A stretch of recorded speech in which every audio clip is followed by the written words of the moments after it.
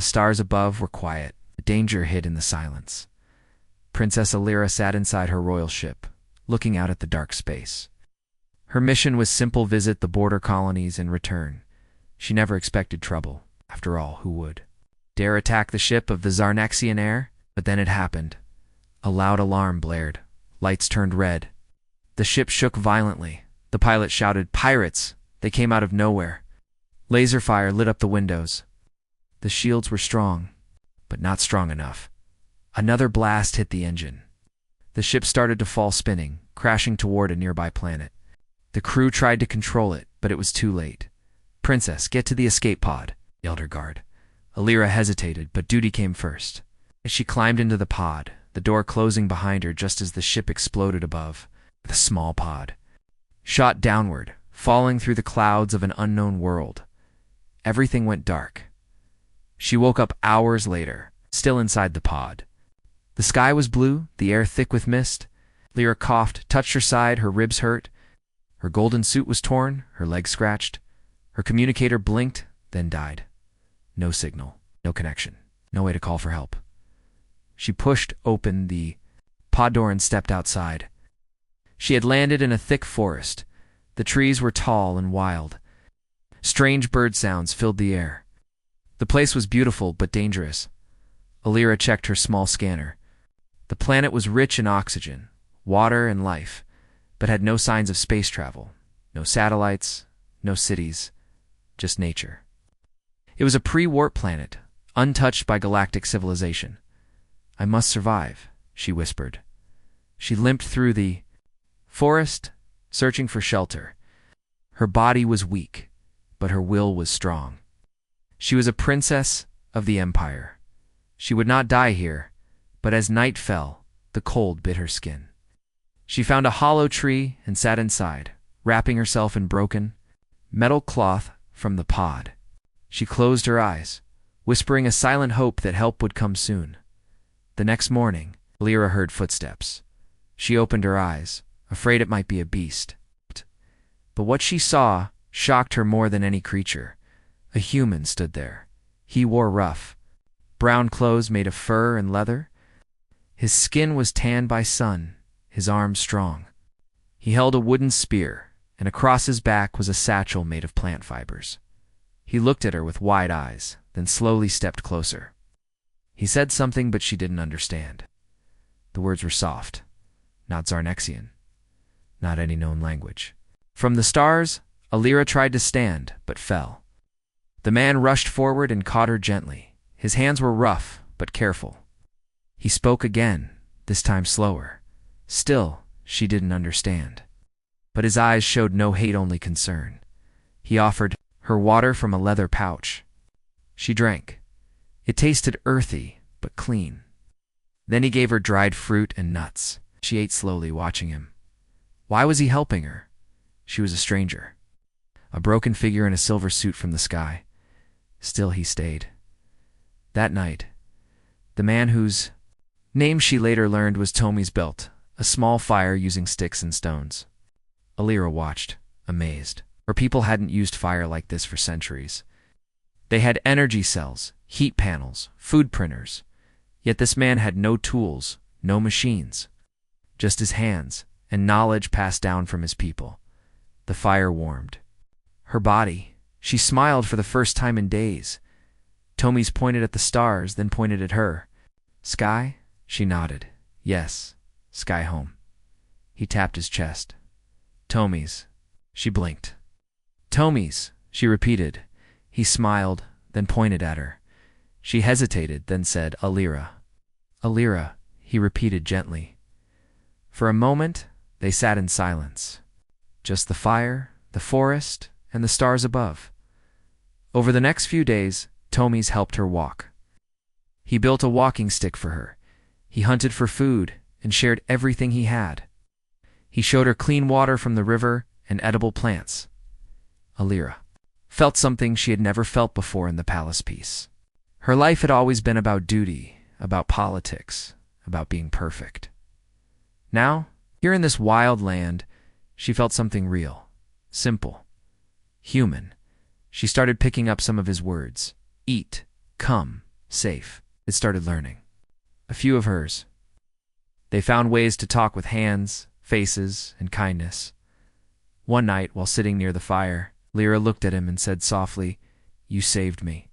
Tomies didn't understand the words, but he saw the look in her eyes. He nodded slowly. They sat quietly looking at the fire. The world was still, but something was changing. Something powerful and ancient. A bond was forming. Far above, on a distant planet, the Emperor of Zarnix heard a whisper from a broken signal, a royal distress call from deep space. The source? A forgotten world, Earth. His face turned pale. That planet, it's still alive? He ordered his commanders to prepare the fleet. My daughter is out there. And if anything gets in the way, remove it. The ships began to rise, but down on Earth. The princess and the primitive man had no idea what storm was coming. Only one thing was clear: Tomies, the human, would not let anything hurt her again. End of part 1. The sun rose over the green jungle, lighting the leaves with gold. Birds sang from the trees. Mist floated over the grass like soft clouds. Alira opened her eyes and saw Tomies already awake. He was sharpening a wooden spear with a stone. He looked at her and smiled. "Morning," Alira nodded. She didn't understand all his words, but morning had become familiar. She pulled herself up slowly, still feeling pain in her ribs. Her leg was healing, but walking was hard. Tomies noticed her pain and pointed to the walking stick he had made. She took it with a thankful smile. Then, without saying much, they packed the few things they had: some dried food, a pouch of water, and a small animal skin for warmth. Tomies had made a simple plan. He wanted to take Alira to the mountains. From the cliffs, he believed they could see far, maybe even the place her ship had crashed. Maybe someone would come. Maybe they would see the sky people. Alira hoped so. But deep in her heart, she was not sure. What if no one came? What if this world became her new home? They walked through thick forest. Tomies moved like a shadow, quiet, careful, watching everything. Alira tried to follow, using the stick to step over roots and rocks. Suddenly, Tomies raised his hand. He crouched low. Alira froze. Something was moving ahead. From the trees, a large beast stepped out. It looked like a mix of a cat and a bear. Its fur was dark, its teeth were sharp. It hadn't seen them yet. Tomies whispered one word: danger. He pointed to a tree and signaled for Alira to climb. She nodded and moved as quickly as she could. Her leg hurt, but fear gave her strength. Tomies stayed low, hiding behind a rock. Hey! The beast sniffed the air. Then it saw him. With a roar, it charged. Tomies waited. His muscles were ready. At the last second, he rolled to the side, jabbing the spear into the creature's shoulder. The beast screamed and turned. Tomies picked up a burning branch from their campfire and waved it. Fire, something wild animals feared. The beast growled, but backed away. Then it ran into the forest. Alira watched from the tree, heart racing. Tomies looked up and smiled, showing he was safe. She climbed down slowly. "You, brave," she said. Tomies laughed. Beast, scared of fire. She looked at the torch and nodded. Fire. Powerful. That night, they made a new fire under a rocky ledge. Alira sat close to the flames, holding her hands near the warmth. She looked at Tomies and asked, "Why? Help me." Tomies paused, then pointed to his chest. "Good heart," he said, then pointed to her. "You, not safe. I help." Lyra smiled. "Thank you." Tomies didn't need to know many words. His actions spoke louder as days passed. Their journey continued through hills and rivers. Tomies caught small animals for food. He showed Alira how to make traps from rope and branches. She learned quickly. She also taught him a few things. Her small data crystal, now nearly dead still, had some images. She showed him pictures of starships, of her home, of her people. Lise looked at the glowing light with wide eyes. "Sky. Magic," he whispered. Alira shook her head. Not magic. Science. Science. Tomies repeated the words slowly, like tasting a new food. She nodded. Sky knowledge. Tommy smiled. You. ... Earth person. Earth person, Alira laughed. Yes. They sat together near a waterfall, sharing berries.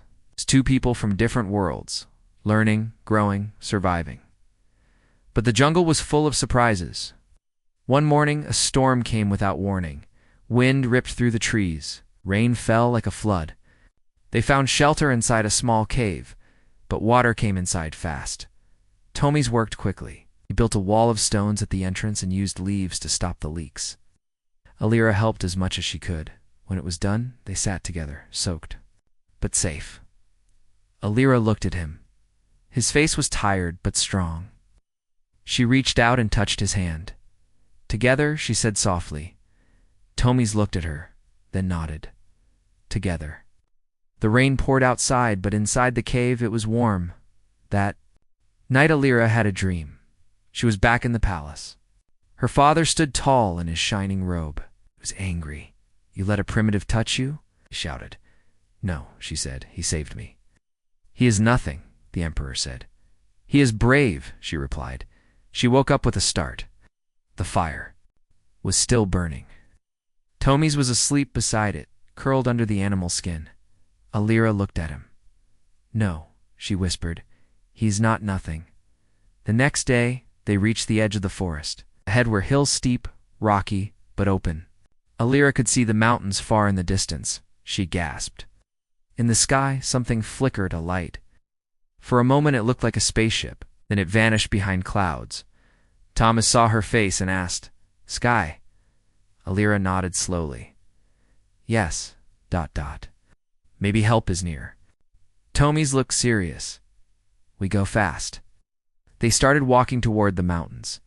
Each step was hard, but their goal was clear now. Alira looked back once at the forest.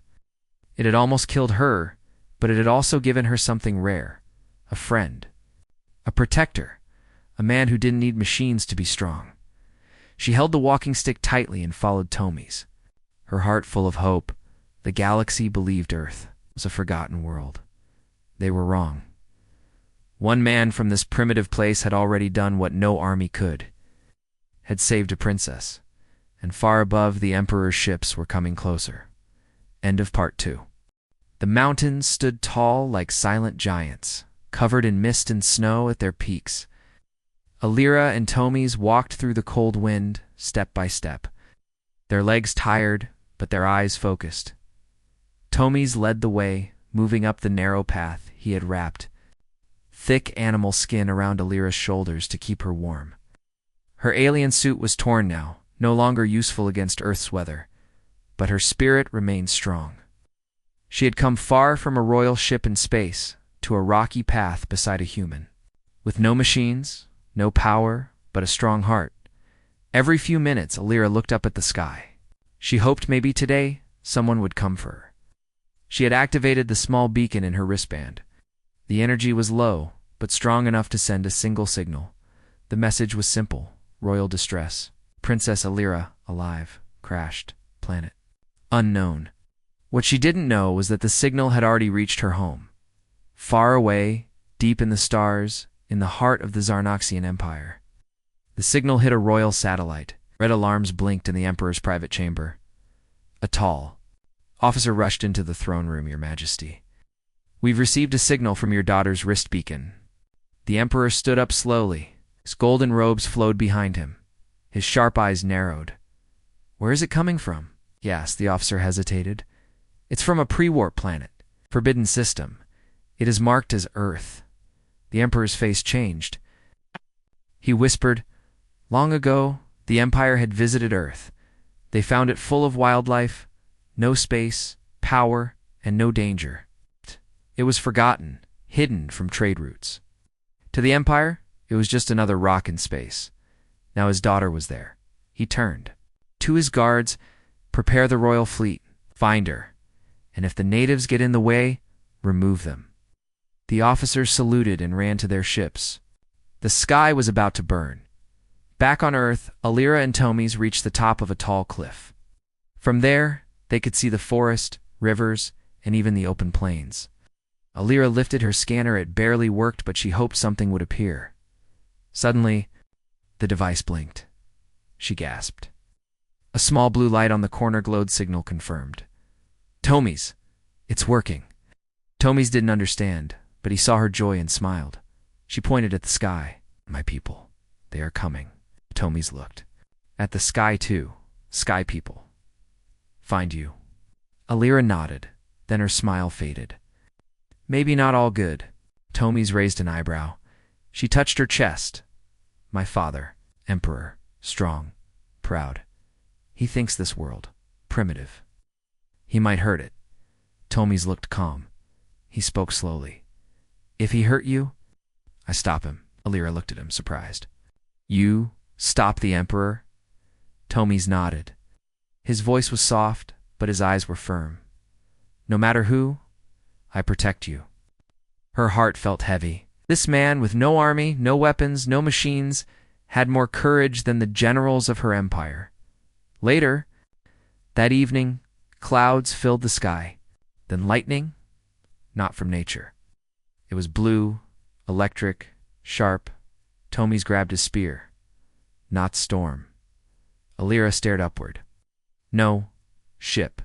A massive silver vessel broke through the clouds. It hovered above the cliffs, silent, powerful. Lights scanned the ground. A voice echoed from the sky in Zarnexian language. Royal life form detected. Prepare for extraction. Lyra's heart raced. They found me. Tommy stood beside her, staring at the giant ship. It was unlike anything he had ever seen. A beam of blue light dropped from the ship. In it, 3 armored soldiers appeared. Their suits were black, faces hidden. They raised their weapons not to shoot, but to guard. One stepped forward.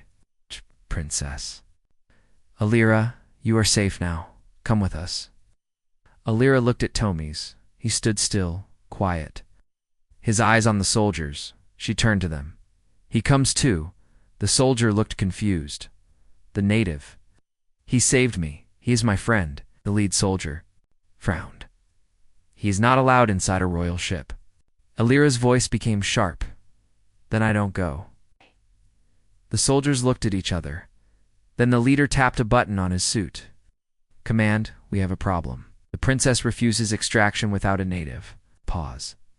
Then the answer came. Bring them both. The soldier nodded. Understood. He stepped aside. Alira took Thomas's hand. Together, they walked into the beam of light. The inside of the ship was clean, cold, and full of machines. Tomies looked around with wide eyes. Everything blinked and hummed. Floating drones flew past him. Guards watched closely. Alira stayed close to him, knowing he felt lost here. A door opened. A tall figure entered. The Emperor's messenger. He bowed to Alira. Princess, the Emperor awaits you. She nodded, and Tomies. He must wait outside. No, he comes. The messenger hesitated, then sighed. Very well. They entered a bright chamber with a large screen. On it, the face of the Emperor appeared, his eyes proud, his mouth tight. Alira, he said, my daughter, you live. Alira bowed her head. Yes, father. The Emperor stared at Tomies. And who is this? She stepped forward. This is Tomies, a human from Earth. He saved my life, fed me, protected me, carried me when I couldn't walk. The Emperor's face darkened. A primitive. Lyra raised her voice. He showed more courage than all our soldiers. Didn't ask who I was. He just helped. Tomy stood tall, even though he didn't understand the words. He looked at the Emperor, not with fear, but with strength. The Emperor was silent for a long moment. Then he spoke. This is unexpected. End of part 3. The royal ship moved smoothly across Earth's sky, silent and bright like a falling star. People in Thomas's village looked up with fear and amazement. Some ran into their homes. Others fell to their knees. None of them had ever seen a ship. From the stars, the Empire had arrived. Inside the ship, Princess Alira stood beside Tommy's. Her eyes were calm, but inside her heart she felt storm clouds. She knew what was coming. Her people were proud, cold, and powerful. They did not care about low planets like Earth, and now they were here. She turned to Tommy's. My father. He is coming. Tommy's looked out the window. The sky was filled with other ships, big, silver, and glowing with blue light. They flew in a perfect pattern, like birds of war. Why so many ships? He asked. Alira sighed. He doesn't just want to rescue me. He wants to control. Tommy's narrowed his eyes. Control what? Earth, she said softly. Your world. The main ship landed in a large open plain near the forest. Tall machines walked out, soldiers in black armor, formed lines. They carried laser rifles and scanned the ground. A golden ramp opened slowly. From the shadows stepped the Emperor. He wore a long robe made of glowing fabric. His crown was tall and silver. His face was hard and sharp like stone. Round him walked royal guards, their weapons ready. Alira stood tall and walked down the ramp of her ship with Tommy's beside her. The wind pulled at her cloak. She didn't blink. Father, she said. The Emperor looked at her, his eyes cold. You are safe. That is all that matters. He then looked at Tommy's, his eyes narrowed. This is the native? Yes. Alira said. He is the reason you lived? Yes. The Emperor stepped closer to Tommy's. The guards stepped forward too, ready to strike if he made one wrong move. But Tommy's didn't flinch. He stood calm, holding his spear across his back. Are not afraid of me? The Emperor asked. Tommy's looked at Alira. She nodded slightly, and he answered, No, I have seen worse things in the forest. The soldiers looked at each other. No one had ever spoken to the Emperor like that. The Emperor raised an eyebrow. Interesting. Later that day, inside the command tent, the Empire's top generals met with Alira and the Emperor. A large map of Earth glowed in the air. One general said, This planet has rich water, strong metal, and clean air. We can build bases here. Another added, The people are simple. They cannot fight us. We can use their land. Alira stood quickly. No, Earth is not ours to take. The room fell silent. The Emperor looked at her. Daughter, you are tired. You've been through much. Let us handle this. Shh. She didn't sit down. I survived here not because of machines, but because of people. Tommy's and his kind are not weak. They are brave, kind, and wise in their own way. A general scoffed. They live in caves and huts. They don't even have fire that lights itself. But they have heart, Alira said. They risk their lives for strangers. They respect the land. They fight with sticks, but also with courage. Outside the tent, Tommy's watched the sky. He saw more ships arriving. He didn't trust these new people. They smiled, but their hands were always near their weapons. A young Zarnexian soldier approached him. You, Earthman, the soldier said. You were lucky. You touched royalty and lived. It won't happen again. Tommy's didn't reply, just looked at the soldier.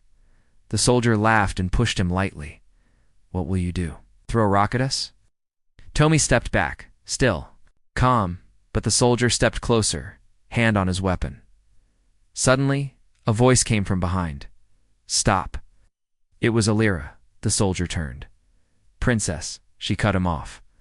This man is under royal protection. Touch him again, and you answer too. Me. The soldier stepped back quickly. Yes, Princess. He walked away, his head down. Tommy's looked at Alira. Thank you. She smiled. You protected me. Now it's my turn. That night, the Emperor called Alira to his private chamber inside the command ship. The walls glowed with soft light. Stars moved slowly outside the glass window. He looked at her. You are changing, he said. I am learning, she replied. Learning to respect people who sleep in mud? No, she said. Learning what true strength is. The Emperor was silent. He saved me, father.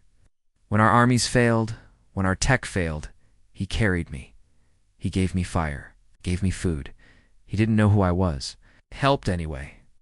The emperor walked to the window and looked out. Our empire has ruled for 1,000 years. We have made peace with force. But maybe... We have also forgotten something. Turned around. Very well, I will not touch this planet. Earth will remain free. Alira's eyes widened. You mean it? Yes, but only because of you. The next morning, a new law was announced across the empire. Planet 173 Blue, also known as Earth, is to be marked as a protected world. No mining, no control, no colonies. Alira smiled as she heard the message. Tomi stood beside her, holding his spear, not fully understanding the news. But he saw her eyes full of joy and he smiled too. Sky people go now? He asked. Yes, she said. They will leave. You in peace. And you. Alira looked down. I must go with them. I have duties. Tomi's nodded slowly. Then he pulled out something from his pouch. Stone smooth, red, and shaped like a heart. Gift, he said. For you, Alira. Took it with both hands, tears in her eyes. Thank you, Tomis. The ships rose into the sky once again. Engines hummed. Lights flashed. Inside the royal ship, Alira stood near the window, holding the red stone close to her chest. She looked down at the earth green, wild and free, and somewhere in the forest. Tomis watched the ship rise, his eyes calm. He had no crown, no army, but he had done what no general could. He had made an emperor change his mind. End of Part 4. The royal ship moved through space, smooth and silent, like a bird gliding over water. Inside, Princess Alira stood alone in her private chamber. The stars passed quickly outside her window, but her thoughts stayed behind on Earth. She still held the red stone Tomis gave her. It was simple, warm, and shaped like a heart. It didn't glow like her people's crystals. It didn't float or shine. But to her, it was more valuable than gold. She closed her eyes and whispered, I won't forget you. 2 days later, the ship entered Zarnexian space. Golden planets and silver moons shined around them. The royal palace stood tall on the capital world built from star metal. Glowing with power, the people of the empire had heard the news the lost princess had returned. Guards lined the path as Alira walked through the shining halls. Everyone bowed, but their eyes were full of curiosity. Whispers followed her. She survived on a wild planet. They say a native saved her, a man with no tech, no knowledge, just a stick. Alira didn't care about the stairs. Her steps were strong. She was no longer just a royal child. She had changed. She entered the emperor's great throne room.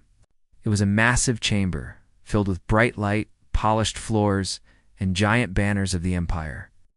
High lords, ministers, and generals were already waiting. At the center stood the throne tall, gold and shining like a star. The emperor sat. On it, calm and proud, his eyes watched her closely as she stepped forward. Princess Alira, he said, daughter of the stars, welcome home. She bowed her head respectfully. Thank you, father. The emperor raised his hand. Speak now. Tell all of us. How did you survive when our strongest soldiers could not? The room went quiet. Alira looked around. All eyes were on her. She took a deep breath. I survived because of a human from Earth, a man named Tomis. Gasps filled the room. Some nobles looked confused. Others looked angry. A native? One minister said. You mean one of those wild beings? Alira nodded. Yes. He had no machines. No weapons. Just courage. The general spoke loudly. And how did such a being protect a royal heir? She turned to him. He gave me food. Carried me when I couldn't walk. He fought off a beast with nothing but a spear. He lit fires with stones and made shelter with his hands. The emperor raised an eyebrow. You say he protected you? Better than our own? Yes, she said firmly. Didn't know who. He didn't ask for anything. He just helped. A high lady laughed. You speak like he is a hero. He is. Alira said. He saved me when the empire failed. The hall fell silent. The emperor stood from his throne. He looked at his people and spoke slowly. My daughter speaks the truth. This human, this Tomies, has shown something rare. He turned back to Alira. And you have seen life outside our walls. You have learned. She nodded. Yes, I learned that power is not always in machines or ships. Sometimes it is in kindness, in courage. A few nobles looked uncomfortable. One old minister stepped forward. Your Majesty, he said, are we truly to believe a man with no knowledge of stars is equal to us? No, the emperor said. He is greater in one way. He did not fear us. He did not serve us. Helped my daughter out of pure heart that deserves respect. That evening, a great celebration was planned. The empire would honor Alira's return, but she had one request. I want to speak to the people, she said to her father, the emperor. Agreed. The next day, in the main city square, thousands of Zarnexians stood before a giant screen. It showed Alira standing on a balcony, wearing a soft white robe. The red stone still in her hand, she began to speak. Brothers and sisters of the stars, I was lost. I fell to a planet where the sky was unknown, the people were different, and the world was wild. I had no weapons, no help, no hope. But one man Tamiz gave me all three. Not with lasers, but with hands. Not with words, but with actions. He is not part of our empire. He doesn't know our language. But he has something we need to remember. Art and courage. She lifted the red stone. This is all he gave me. A gift made by hand. But it is now the most precious thing I own. The crowd was quiet, then slowly claps began, then louder. And louder, she had touched their hearts that night. The emperor spoke with his daughter alone. You changed them, he said. They needed a change, Alira replied. We all did. The emperor gave her a small silver box. Inside is something new, a translator crystal. Will allow two people to speak across any language. Alira opened it and smiled. For when you return to Earth, he said, her eyes widened. You mean, I can go back? He nodded. I have sent word. Earth will remain untouched. But if you wish to visit again, you may. Alira felt tears in her eyes.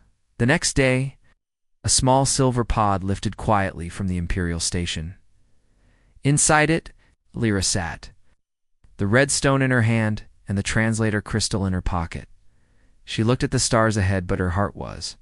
Already on Earth, she smiled softly and whispered, Tomies, I'm coming back. End of part 5.